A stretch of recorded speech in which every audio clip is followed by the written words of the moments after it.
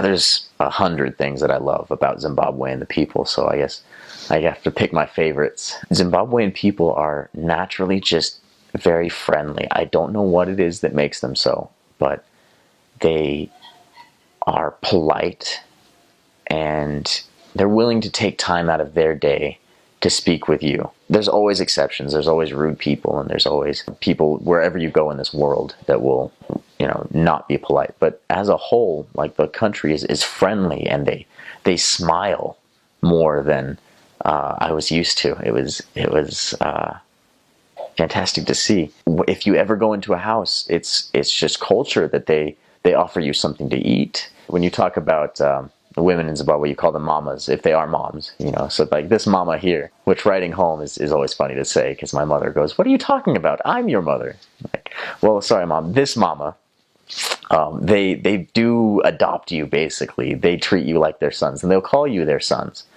They'll say, "My son, come here," and for me, I loved that. It made me feel so welcome and loved. I felt like I belonged, when people would say things like that. And they would discipline me like a mother would as well. When I do something wrong, they tell me. They're very straightforward with that, which is so entertaining when it's not me.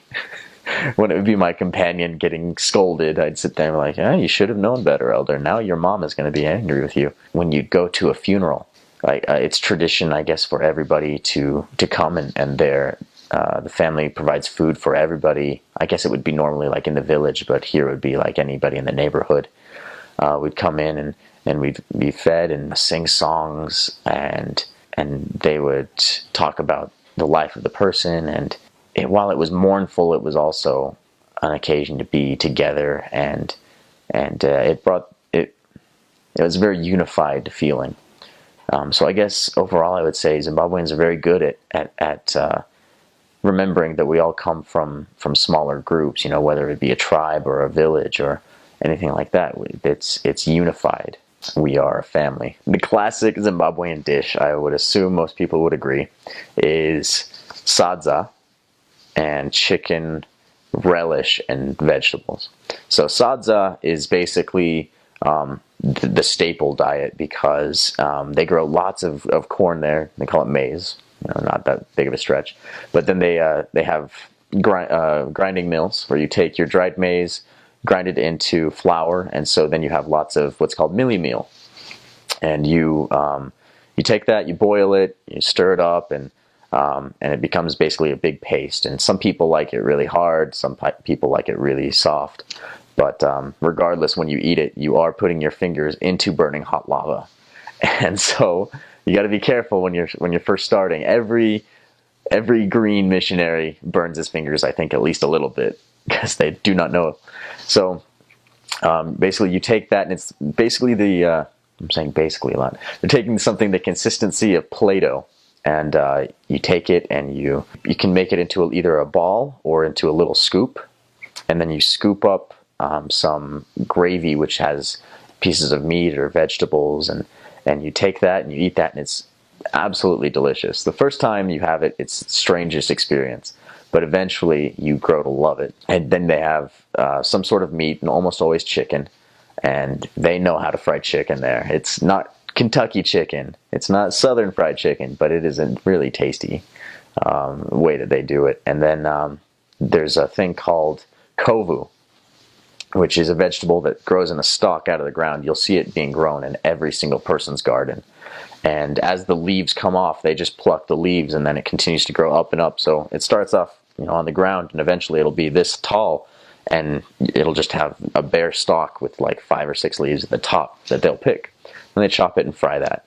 So you use the sadza to basically dip it and pick up vegetables or relish and the meat and eat that. And when I say relish, I don't mean what they put on hot dogs here. I mean, relish is basically any meat or gravy that they have with the food.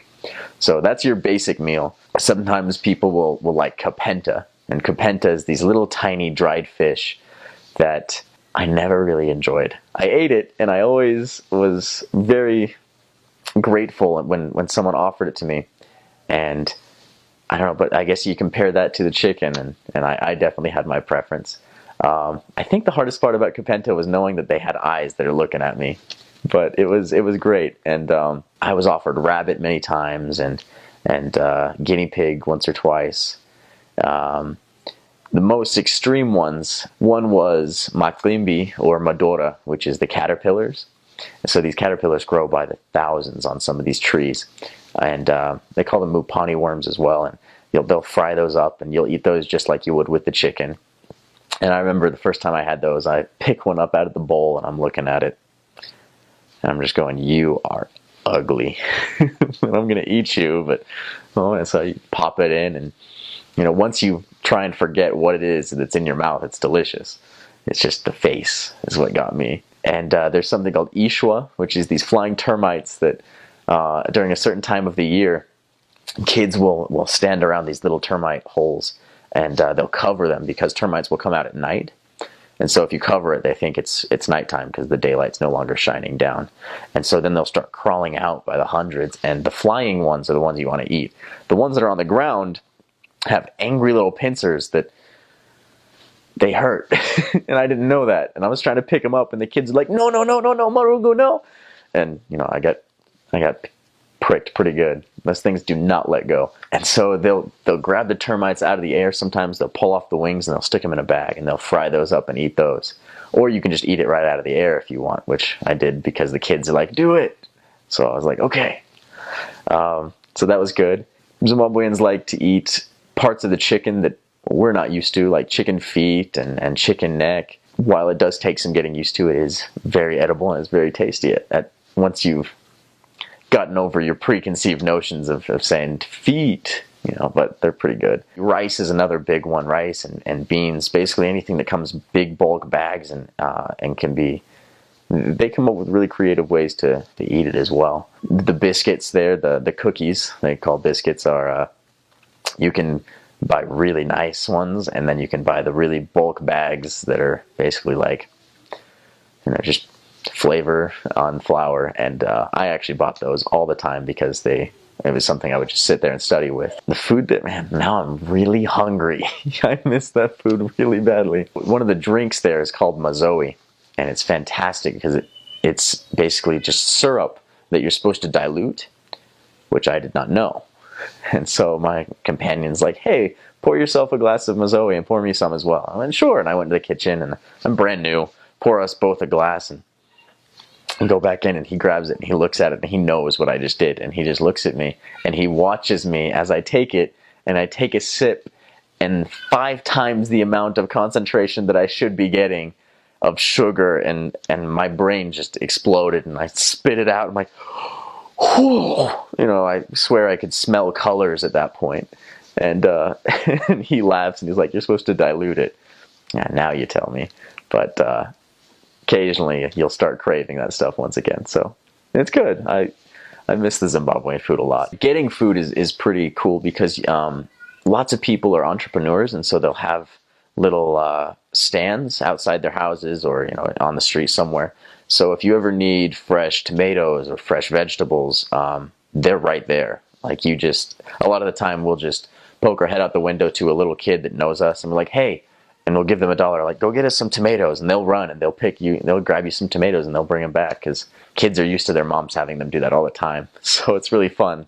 You feel really important. Like, "Hey kid, little one," and they're like, "Yes," and they run and they get you something, and then if you're nice, you'll give them a sweet or something like that. So living in Zimbabwe, one of the places I lived for about 7 months was in what used to be the servants' quarters of a much bigger house. So we lived in the little side apartments, kind of like a shack on the outskirts. So it had like a small bathroom, and it had a kitchen and a bedroom, and that's all you need. The flooring there, carpets are not that popular just because vacuums aren't that big of a thing there. Electricity and water will come and go very frequently, and so you can't really rely on that. So most of the time people just sweep, and so carpets aren't really that common of a thing. So what they'll do is they'll apply this stuff called Cobra, which is like kind of a floor wax that if you sit on it too soon after applying it, you will get a nice red streaks on your pants that I laughed at my companion several times when he was new, because he didn't know better. Because water and electricity come and go, most of us would store bottles of water all around the house, so that if water goes for a few days, then we'd still be able to drink. We'd probably do really poor excuses of bucket baths. Although bucket baths can be the best. If you have water but you don't have electricity, you take the cold water and you put it you boil some of it on the gas stoves that we had, and then you pour it in with some cold water, so you make it nice and a good temperature for you, and then you just go into the shower, you get a cup, and you just splash it on yourself, rinse it out. It's actually not nearly as bad as I was thinking it was going to be. I thought about that going, man, I've been spoiled with my showers at home. Like my nice big water heater, and then transportation, like into your area or into town, they have these things called convies. And it's basically like, I think of the equivalent of a VW bus, like you'll have that hippies used to have here in like the 60s and whatnot, or my dad used to have. And you fit 25 to maybe 28 people, you cram them into one of those vans. And there, it's interesting because you've got like 4 to a row that's maybe like that wide. And so if you're getting in there and then you see this large person come in, you go, uh-oh, it's going to get tight in here real quick. If you're claustrophobic, it takes a little while to get used to. And if otherwise, it's a ton of fun. And the combi drivers will just drive around and they'll be yelling what their destination is. So they'll be like, towny town, town.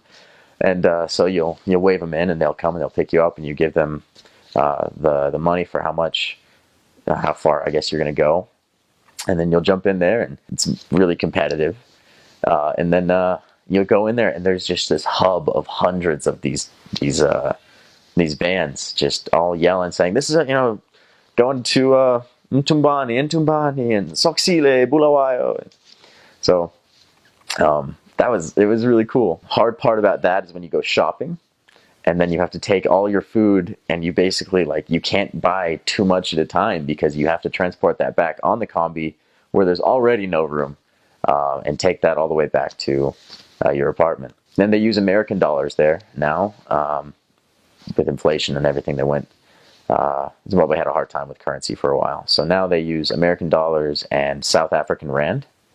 And they'll use pula from Botswana or anything that they know what the exchange rate is, and you can use that for money. But because bills are a lot easier to transport than coins, because those are really heavy, you don't really get change very often unless it's in South African rand. So a lot of the time you'll buy something and then you'll get lollipops or candy in change.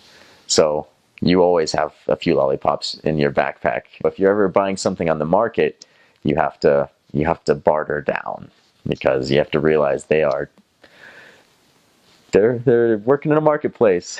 They know they're gonna try and get what they can. I bought something one time, and my companion looked at me and he just goes, "You paid about 4 times what you should have paid for that." Bummer. So that's how it goes. It is a former British colony. It was called Rhodesia. It's similar to British accents, but it's definitely its own version, because it's a combination of African accent and English. And so let's see if I can still do this. It would when I would meet people, they're like, "Elder, how are you today?" Like, "Oh, I'm fine, sister. How are you?" "Oh, it is so good to see you." Coming from North Carolina, I didn't quite talk like this. But I would speak, and my words would run together sometimes, and it was just a simple Southern American accent. So going there, no one would be able to understand me, because I would speak too quickly in that accent, and so I had to learn to stop and enunciate all of my syllables. And this is how I spoke for 2 years, to the point when I called home for Christmas, and my family goes, "What is wrong with the way you're speaking?" And I went, what are you talking about? "You're talking like this." Well, I had to, because that was the only way that I could be understood. I guess when you meet people on the street, you go, "Hi, how are you?" And they say, "I'm fine, how are you?" And so lots of kids, when they see you on the street, all they've been taught to say is, "How are you?" and "I'm fine." So they'll follow you for 20 minutes. How are you? How are you? How are you? And you go, I'm fine. How are you? I'm fine. I'm fine. How are you? Like, okay, all right, this is not getting anywhere, but it's entertaining to see them do that. Sometimes it's frustrating, but most of the time it's entertaining. The accent for Shona is fantastic as well. That's pretty much the main language of Zimbabwe. Most people are Shona, with one big city, Bulawayo, being Ndebele, and they speak that, and so Shona is the main language for most of the people. They'd say, "How are you?" So they say "Makadi," and you clap your hands as like in this way as a sign of respect. And so Makadi, which is "How are you?" and you say Tiribo, which is I'm fine. I think I might be mixing languages. Let me think. This is going to be bad. People are going to make fun of me. But people will say shop shop, which is sharp sharp, but because of the accent, it sounds like SHOP. It just means like cool cool. Ndebele, the other language, I remember a little bit better just because I was really passionate about learning that one because it was fun for me to speak. And so you say Salibonani, which is, how are you? And you say Yebo. Yebo is yes. But you say Yebo for a lot of different things. You say yes to they say hello and you go yes.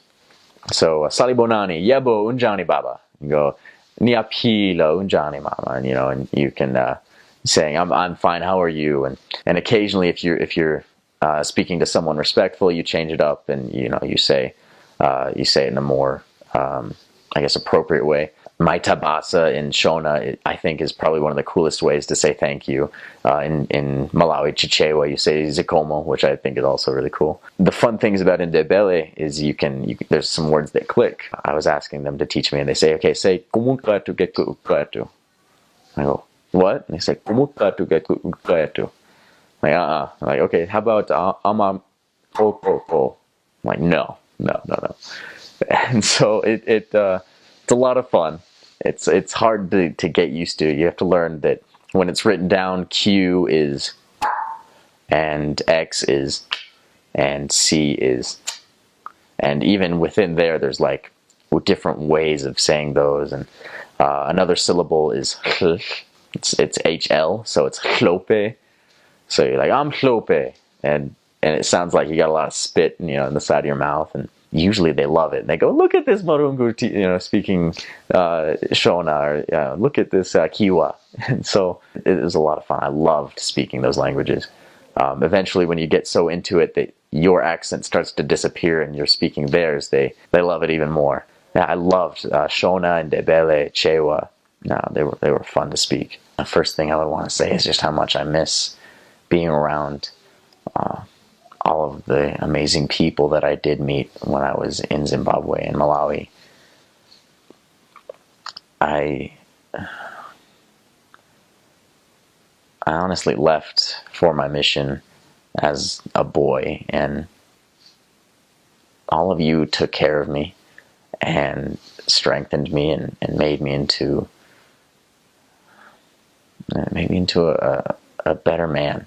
I think about the people, you guys, that I met every single day, the ones that watched me struggle with learning how to say Maitabasa and Salibonani and Zikomo and just watched me go from Elder Skoro and Elder Ski and Elder S and all the little nicknames you guys had, and I